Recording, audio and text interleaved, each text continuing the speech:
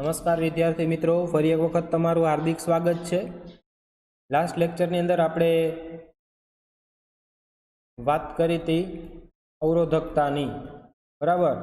तो आपणे जोयुं अवरोधकतानुं सूत्र है, अवरोधकतानो तापमान पर आधार और ड्रिफ्ट वेग एना उपरथी आपणे एक समीकरण मळ्युं अवरोधकतानुं m=n(e²τ). द्रव्यनी अवरोधकता है ए n અને टाउ पर आधार राखे छे, कारण के m અને m(e² છે એ કોન્સ્ટન્ટ છે, बराबर। तो धातु माटे छे ए n में कोई फेरफार जोवा मळतो नथी, ज्यारे टाउ नी अंदर फेरफार जोवा मळे छे। तो जेम जेम तापमान वधशे एम અથડામણો ઝડપી થશે, અથડામણો ઝડપી થશે એટલે टाउ छे घटी जशे, टाउ घटशे એટલે अवरोधकता વધશે धातुओनी अंदर, बराबर।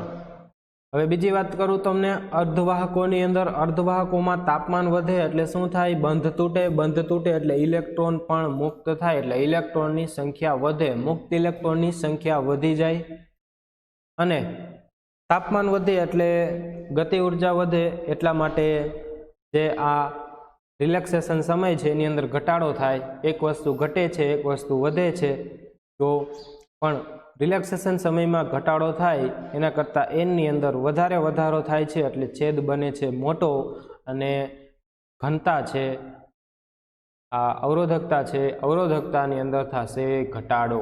क्लियर? तो घनता साथे मिक्स न थई जाय, जोजो।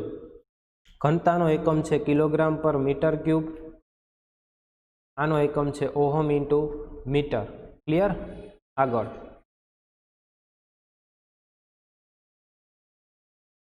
अवरोधकता केवी रीतना गोतशुं आपणे, एना माटेनो आपणे एक संबंध पण तापमान साथेनो आपणे जोयो। ए प्रायोगिक रीते तारवेलुं समीकरण छे rho of t is equal to rho 0 काउंसमां 1 plus alpha t minus T0, ज्यां T0 संदर्भ तापमान छे, टी छे ए आपेलुं तापमान छे, रो 0 छे ए संदर्भ तापमाने अवरोधकता छे अने रो टी छे ए आपेल तापमाने अवरोधकता छे। आ समीकरण क्यारे साचुं छे? आ समीकरण तापमानना नाना फेरफार माटे ज साचुं छे અને સંદર્ભ તાપમાનની આસપાસનું તાપમાન હોય, બહુ મોટો તાપમાનનો તફાવત ન હોય ત્યારે આ સમીકરણ લાગુ પડશે। આ સમીકરણ કેવી રીતે મેળવેલું છે? તો પ્રાયોગિક રીતે મેળવેલું છે, આનો કોઈ સાબિતી હોતી નથી। આગળ આ જ સમીકરણને તમે થોડુંક રીઅરેન્જ કરી અને ગોઠવશો અને પછી રો અને ટી વચ્ચેનો આલેખ ડ્રો કરશો, રો વર્સિસ ટીનો ગ્રાફ ડ્રો કરશો, તો એ તમને સમીકરણ y=mx+c જેવું મળે છે। આથી તમે કહી શકશો કે રો અને ટી વચ્ચેનો જે સંબંધ છે એ રેખીય સંબંધ છે।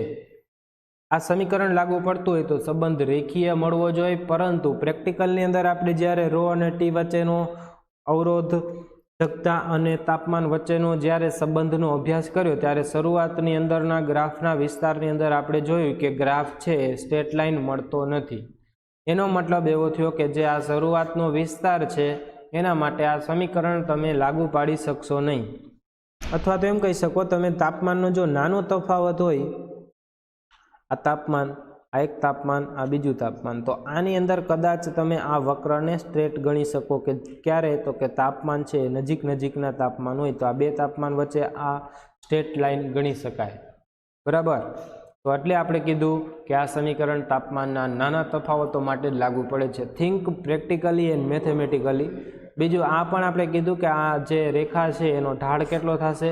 રો 0 આલ્ફા, એટલે આલ્ફા જેવો હશે એવો ઢાળ થશે। તો ધાતુ માટે આલ્ફા ધન છે તો ઢાળ પણ કેવો છે? ધન છે। ક્લિયર?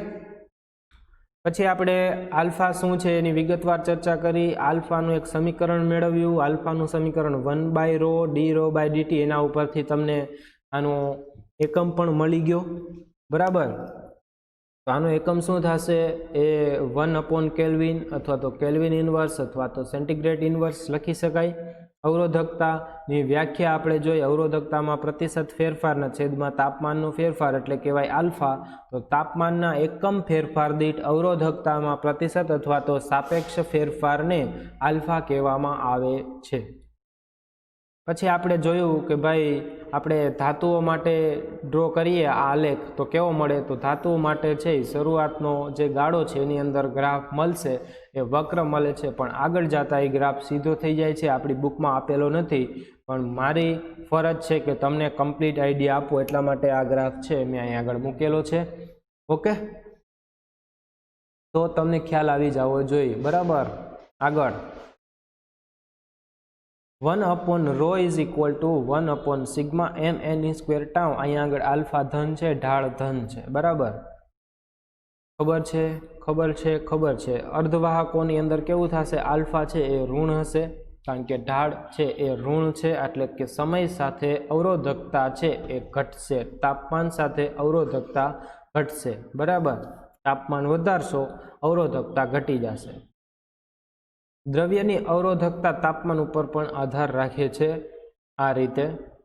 પછી જો અવરોધકતા ઉપરથી તમે અવરોધ પણ લખી શકો, કારણ કે R is equal to ρ L upon A અને એલ બદલાતા ન હોય ત્યારે આમ લખી શકો, આર છે એ ડાયરેક્ટલી પ્રપોઝનલ ટુ ρ, અને આર ટી બરાબર R0 1 plus alpha T minus T0. આ જ સમીકરણ આપણે વધારે વખત આ જ સમીકરણ વાપરવાના છીએ, જ્યાં આલ્ફા અવરોધકતાનો તાપમાન ગુણાંક છે. બીજું, આ જ સમીકરણની અંદર હું તમને એમ કહું કે ભાઈ સંદર્ભ તાપમાન મને પહેલેથી ખબર છે 0 ડિગ્રી સેન્ટીગ્રેડ, તો પછી તમે ડાયરેક્ટ આ સમીકરણ વાપરી શકો છો. બરાબર, ઘણી વખત તમને આ સમીકરણ ઘણી જગ્યાએ વાપરેલું જોવા મળશે, તો સમજી જવાનું કે અહીંયા આગળ T0 છે એના બરાબર 0 મૂકી દીધો છે. તો ત્યારે એક વસ્તુનું ખાસ ધ્યાન રાખવાનું, આ ડિગ્રી સેન્ટીગ્રેડમાં છે તો આને પણ ડિગ્રી સેન્ટીગ્રેડમાં મૂકવું, કેલ્વિનમાં મૂકવું નહીં. બીજી એક વાત તમને કહી દઉં, જો એક તાપમાન છે T1, એક તાપમાન છે T2. ડિગ્રી સેન્ટીગ્રેડની અંદર લખીએ તો આ છે 27 અને આ છે 37. આને જ હું કેલ્વિનની અંદર લખું તો આ કેટલું થશે? 300 કેલ્વિન, અને આ થશે 310 કેલ્વિન. હવે આનો તફાવત લ્યો, T2 માઇનસ T1 તો આવશે 10, અને આનો તફાવત લ્યો તો પણ આવશે 10. એનો મતલબ કે જ્યારે પણ તાપમાનનો તફાવત આપેલો હોય તો તમે ગમે એમાં લઈ શકશો, ડિગ્રી સેન્ટીગ્રેડમાં લો, ડિગ્રી કેલ્વિનમાં લો, બોથ વિલ બી ઇક્વિવેલન્ટ. પણ જ્યારે તફાવત નથી તો ત્યારે તમારે કેલ્વિનમાં હોય તો કેલ્વિનમાં મૂકવાનું, સેન્ટીગ્રેડ હોય તો સેન્ટીગ્રેડમાં મૂકવાનું. ક્લિયર? આ તમને ખ્યાલ આવી જવો જોઈએ. આગળ દાખલાની વાત કરતા હતા, એક સાદો દાખલો લઉં પહેલા. બરાબર, હવે જોજો, આમાં દાખલા છે ને 3 રીતના હોય. પહેલું, એક તાપમાન આપેલું હોય, એક અવરોધ આપેલો હોય. બીજો, તાપમાન આપેલું હોય, અવરોધ આપેલો ન હોય. બરાબર, ટેમ્પરેચર, અવરોધ, આલ્ફા આપેલો હોય, તો આ શોધવાનું. બીજો દાખલો, એક તો આમાં કેમ થશે તો કે જો આ T0 આપેલું છે, R0 આપેલું છે, T આપેલું છે, અને R શોધવાનું છે, અને આલ્ફા પણ આપી દીધો છે. બીજું આ રીતનું હોય, T આપેલું હશે, R આપેલું હશે, બીજો T નહીં આપેલો હોય પણ બીજો R આપેલો હશે, અને આલ્ફા પણ આપેલો હશે. ત્રીજો દાખલો આવો, એક તાપમાન આપેલું છે, એક અવરોધ આપેલો છે, બીજું તાપમાન આપેલું છે, બીજો અવરોધ આપેલો છે, ત્રીજું તાપમાન શોધવાનું છે, ત્રીજો અવરોધ આપેલો છે. આની અંદર તમને આલ્ફા આપેલો નથી. ખબર પડી ગઈ? તો અહીંયા આગળ તમારે આલ્ફા પણ શોધવો પડશે, ત્યારે જ તમને આ મળશે. તો આ 3 પ્રકારના મુખ્યત્વે દાખલા આની અંદરથી પૂછાતા હોય છે, અને મોસ્ટ ઓફ ધ ચાન્સ કે ચેપ્ટર નંબર 3માંથી આ પ્રકારનો દાખલો પૂછાવાની શક્યતાઓ ઘણી બધી વધારે રહેલી છે. તો અહીંયા આગળ પહેલો આપણે પ્રકારનો દાખલો કરીએ. આ રહ્યો, આ 3 પ્રકારના દાખલા આપણી બુકની અંદર આપેલા છે. ગરમ કરવા વપરાતા ઘટક તારનો ઓરડાના તાપમાને અવરોધ આપી દીધેલો છે. તો ઓરડાનું તાપમાન છે એ સંદર્ભ તાપમાન લઈ લે, T બરાબર 27 ડિગ્રી સેન્ટીગ્રેડ, અને ત્યારે જે અવરોધ છે એને કહેશું R0 100 ઓહમ આપેલો છે. અવરોધકતાનો તાપમાન ગુણાંક આપેલો છે આલ્ફા ધાતુ માટે ખૂબ નાનો હોય. બરાબર, 1 આ ગરમ કરવા વપરાતો તાર છે. બરાબર, હીટિંગ એલિમેન્ટ જે આવે બધી જગ્યાએ હીટિંગ એલિમેન્ટ ઓલ આઉટની અંદર હોય, પછી જે ઓલું કપૂરનું સળગાવવાનું આવે છે એની અંદર પણ હોય, પછી હીટર હોય ગરમ કરવાનું એની અંદર હોય હીટિંગ એલિમેન્ટ. બધી જગ્યાએ ગ્લુગનની અંદર હીટિંગ એલિમેન્ટ હોય છે. પછી હીટિંગ એલિમેન્ટ તમને જોવા મળશે ઇસ્ત્રીની અંદર હોય છે. બરાબર, બધે જ હીટિંગ એલિમેન્ટ એની અંદર આ જ વપરાય છે. મિશ્ર ધાતુઓના તાર એની આલ્ફા છે એ 10⁻⁴ ડિગ્રી સેન્ટીગ્રેડ ઇનવર્સ. તો આપેલા તારનો અવરોધ હવે ટી તમને શોધવાનું છે અને આર તમને આપેલો છે કેટલો છે 117 ઓહમ. તમે સમીકરણ મૂકશો ટી ઇઝ ઇક્વલ ટુ તમે સમીકરણ મૂકશો R is equal to R not કૌંસમાં 1 plus alpha T minus T not. T not કહેવાનું બરાબર. T0 હવે નહીં કરવાનું. ચાલો આર આપણને આપેલું છે 117, R0 આપેલું છે 100, 1 plus what is the alpha 1.70 10⁻⁴. T તમને આપેલું નથી. You have to find out. Clear? T-27. તો આ બધું કાઢી નાખું છું. તમને ખ્યાલ આવી ગયો હશે કઈ રીતે હોય છે આખી સિસ્ટમ. તો સિસ્ટમેટિકલી સિસ્ટમની અંદર જવાનું બરાબર, અને પછી સિસ્ટમેટિકલી સિસ્ટમનો અભ્યાસ કરવાનો અને પછી એ જ સિસ્ટમ છે એને આપણે હાથમાં લઈ લેવાની. ઓકે, ચાલો હવે આગળ ઉપર શું થશે તો કે જો આનું સાદુરૂપ સાવ સિમ્પલ રીતે આપતા તમને શીખવાડું. આ જે 100 છે ને એને પહેલાં તમે અહીંયા આગળ મલ્ટીપ્લાય કરી દો બે જગ્યાએ, એટલે થશે 117. દેખાતું નથી, જોઈ લેજો થોડુંક. 100 પ્લસ 1.70 ગુણ્યા 100 ગુણાકાર કરશો એટલે 10⁻² થઈ જશે. T-27 degree. હવે દેખાશે જો લુક. હવે આ 100 ને આપણે ઓલી સાઈડ લઈ જઈએ. 117 માઇનસ 100 ઇઝ ઇક્વલ ટુ શું થશે 1.70 10⁻⁻². T-27 અંશ બરાબર. 117 માંથી 100 જાય તો 17 વધશે. 17 ઇઝ ઇક્વલ ટુ 1.70 ગુણ્યા 10⁻². T-27. હવે 17ના છેદમાં જો આ 1.70 છે તો એને 17 લખી શકાય. 17 ગુણ્યા 10⁻³ ઇઝ ઇક્વલ ટુ T-27. તો 17 કટ થઈ ગયું, અહીંયા આવી ગયા 1000 is equal two T-27 degree. તો ટી ઇઝ ઇક્વલ ટુ મળશે 1027 અંશ સેન્ટીગ્રેડ. ક્લિયર? તો આ રીતે છે એ એક જ. જો ઘણા બધા શું કરશે, આને પહેલાં આમ લઈ જશે પછી એમાંથી એક બાદ કરશે. એવું ન કરો બરાબર, ડાયરેક્ટ જ આ મેથડ ફોલો કરો. ક્લિયર? 1027 અંશ સેલ્સિયસ 3.5નો જવાબ એવો આવે છે કે નહીં હું ચેક કરી લઉં બુકની અંદર પાછળ જવાબમાંથી. 3.5. ઓકે, 1027 જવાબ આવે છે. તો આપણો દાખલો સાચો છે. હવે આગળ વધી જાય. 3.8 નંબરનો દાખલો. આની અંદર શું કીધું છે? નિક્રોમના બનેલા એક ગરમ કરવાના તાર 230 વોલ્ટ ઉદ્ગમ સાથે જોતા પ્રારંભમાં આટલો પ્રવાહ ખેંચે છે, સ્થાયી થાય છે, જોડાણ તાપમાન 27. ઓકે, આ દાખલો આ રીતનો છે. જો એક તાપમાન આપેલું છે, એક અવરોધ આપેલો છે, બીજું તાપમાન તમારે શોધવાનું છે, પણ બીજો અવરોધ આપેલો નથી. એની અંદર સ્કીમ કરેલી છે, એની અંદર તમને V અને I આપેલું છે. આપણને ખબર પડી જાય V is equal two IR, તો R is equal two V upon I એના ઉપરથી. ક્લિયર? મળી જાય અવરોધ. જોજો, નિક્રોમના બનેલા એક ગરમ કરવાના તારને 230 વોલ્ટેજના ઉદ્ગમ સાથે જોડવામાં આવે છે, એટલે V બરાબર 230 વોલ્ટેજ. પ્રારંભમાં તે 3.2 એમ્પિયર પ્રવાહ ખેંચે છે. અમુક સેકન્ડ બાદ 2.8 એમ્પિયર જેટલું સ્થાયી થાય છે. હવે જો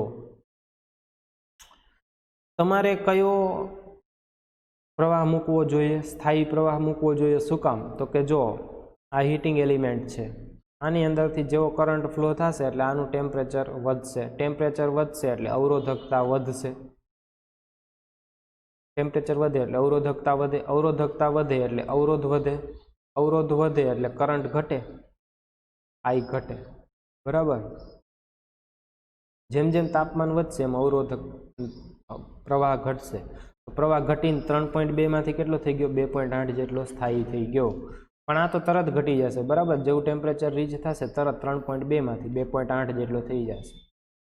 તો આપણે આ ફાઇનલ આપણો કરંટ આ ગણાય, બરાબર, 2.8 જેટલો. એટલે આઈ બરાબર તમારે હંમેશા સ્થાયી પ્રવાહ લેવો 2.8 એમ્પિયર.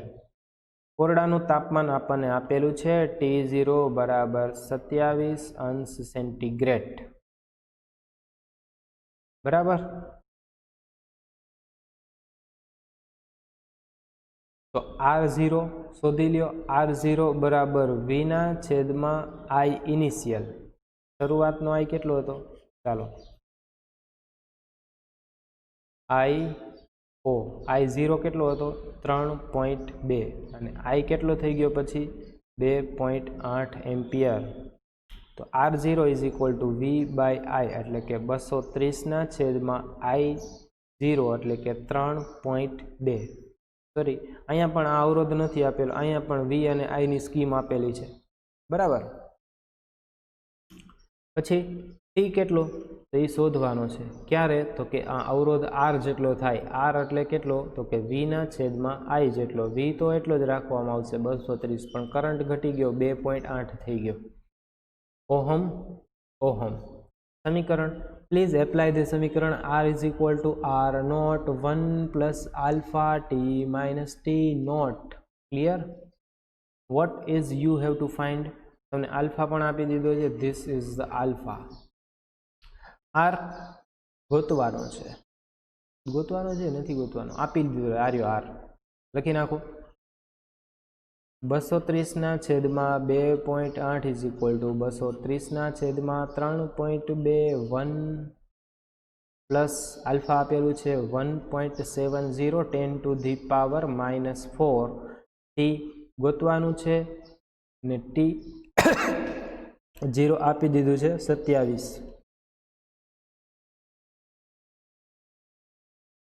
ક્લિયર? એકડો આમ જો ડાયરેક્ટ ઉડાડી નાખો, બરાબર.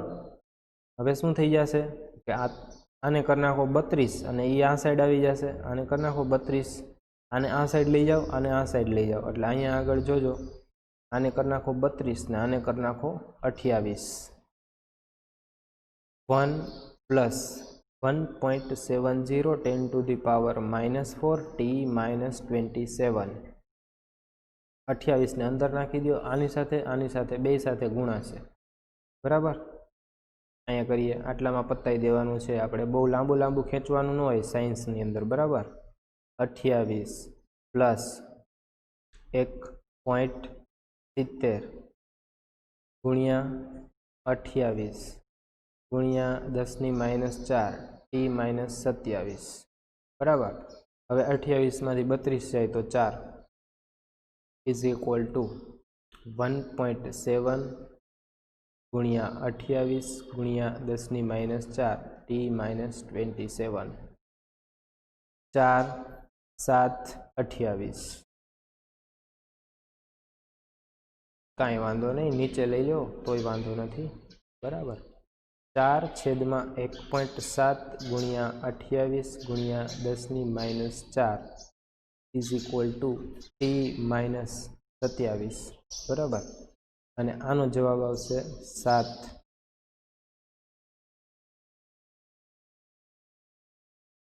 તો આનો જે કાંઈ જવાબ આવે એની અંદર તમે 27 એડ કરી દેજો એટલે તમને મળી જશે T ડિગ્રી સેન્ટીગ્રેડની અંદર. ક્લિયર? આનો જવાબ કેટલો આવે છે? 3.8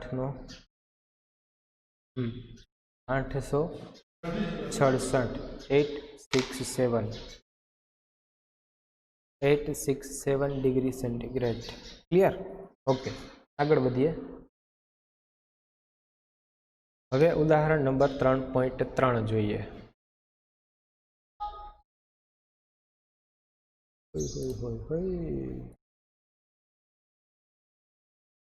ચાલો, એની અંદર શું આપેલું છે? ઇલેક્ટ્રિક ટોસ્ટરની અંદર પણ આ જ વપરાય છે. ઇલેક્ટ્રિક ટોસ્ટરમાં ગરમ કરવા માટે નિક્રોમ તારનો ઉપયોગ થાય છે. Nickel, chromium, iron. નિક્રોમ જ્યારે તેમાંથી અવગણ્ય પ્રવાહ પસાર કરવામાં આવે છે ત્યારે ઓરડાના તાપમાને તેનો અવરોધ છે એ 75.3 ઓહમ જેટલો મળે છે. તો અવરોધ આપણે આપેલું છે T027, ત્યારે આપણને R0 પણ આપેલું છે 75.3 ઓહમ.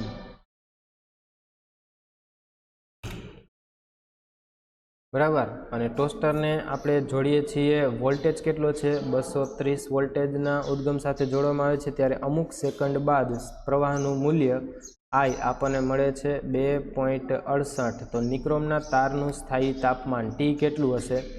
તો આ R આપવાનો પ્રયત્ન કરેલો છે, V/I આપીને 230/2.68 અને T આપણે શોધવાનું છે. કાંઈ વાંધો નહીં. તો આપણે R પહેલાં ગોતી લઈએ. R આપણે આપણું લખીએ. બરાબર. R = R0 1 + alpha T - T0. Clear? R0 આપણને આપેલો છે, અહીંથી લખી નાખો. R0 છે એ 75.3 અને R પણ આપણને આપેલો છે કેટલો 230/2.68 230/2.68 = 1 + આલ્ફા પણ આપેલો હશે 1.70 × 10⁻⁴ 1.70 × 10⁻⁴ T - T0 એટલે 27. હવે મેં તમને કીધું એમ આની સાથે ગુણાકાર કરી નાખો પહેલાં. બરાબર. 230/2.68 = 75.3 + 75.3 × 1.7 × 10⁻⁴ T - 27.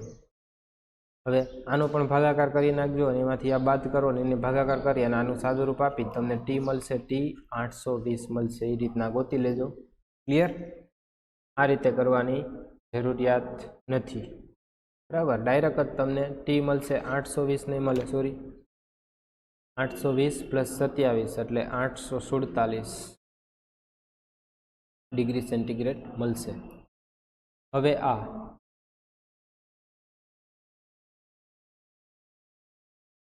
ઇઝી દાખલો છે. આલ્ફા શોધવાનો છે.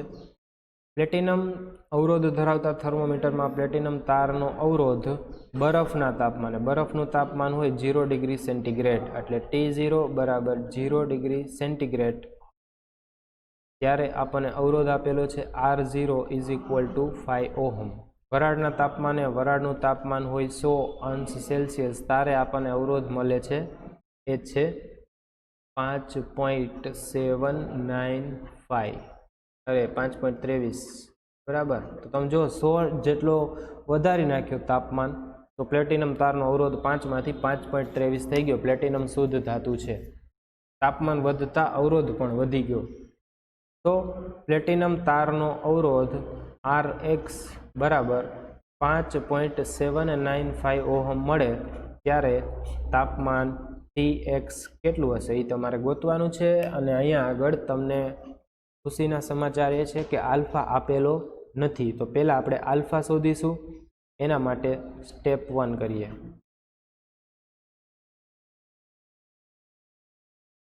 Find alpha. સ્ટેપ 1 લખો. આ બંનેનો ઉપયોગ કરશું. R = R0 1 + alpha T - T0. R કેટલું આપેલું છે? R આપેલું છે 5.23 અને આ કેટલું આપેલું છે? R0 5.5 આપેલું છે. ઓકે. 1 + આલ્ફા આપેલો નથી. T - T0 કેટલું છે આપણી પાસે? 100. બરાબર. આને બેનું અંદર સાથે ગુણાકાર કરી નાખો એટલે તમને મળશે 5.23. ઓકે. અહીં નથી દેખાતું, અહીંયા લખી નાખીએ. 5.23 બરાબર 5 + 5 આલ્ફા × 100 એટલે 500 આલ્ફા લખું.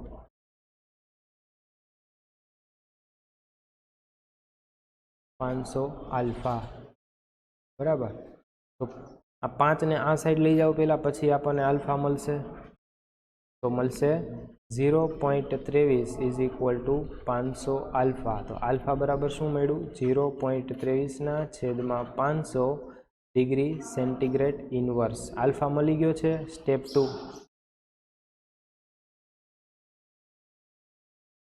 Find RX. તો ત્યારે આરએક્સ ફાઇન્ડ કરવો હશે ત્યારે આપણે શોધશું પહેલું અને ત્રીજું. લખો સમીકરણ.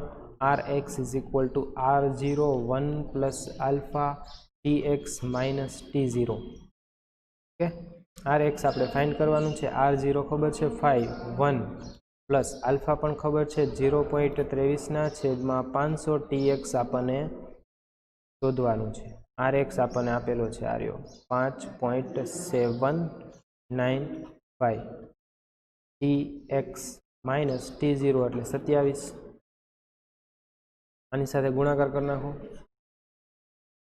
5.795 is equal to 5 plus 0.23 divided by 100 TX minus 27. બરાબર. આ 5ને આ સાઈડ લઈ જાઓ.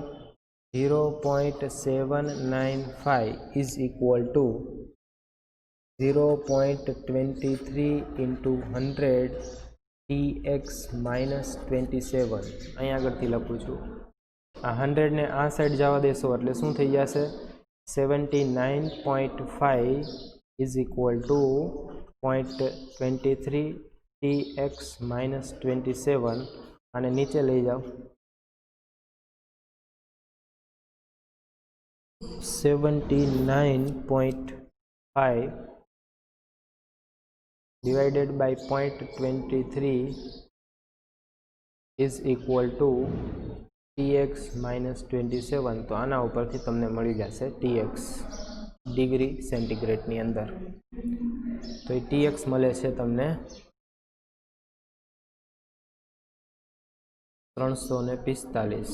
0.795/0.23 ગુણ્યા 100 તો ઇઝ ઇક્વલ ટુ તમને પ્લસ આની અંદર 27 એડ કરશો એટલું મળશે 0.65 સાથે 5 12નો પકડો વધી પડી 1 4 ને 3 7 372.65 372.65 અંશ સેન્ટીગ્રેડ તમને મળશે. ક્લિયર? તો આ જે આજના દાખલા હતા એ બધા દાખલા તમારે 2 વખત ગણી અને મને મૂકવાના છે. એક બીજો દાખલો પણ છે એ હું તમને આપું છું. આ તમે તમારી રીતના ટ્રાય કરજો. એવું લાગશે તો આપણે નેક્સ્ટ લેક્ચરની અંદર ગણાવશું. આ એક્સ્ટ્રા ઓર્ડિનરી દાખલો છે જૂની બુકની અંદર, ઉદાહરણ નંબર 7. ઓકે, આજે અહીં સુધી રાખીએ. Thank you very much. ખૂબ ખૂબ આભાર.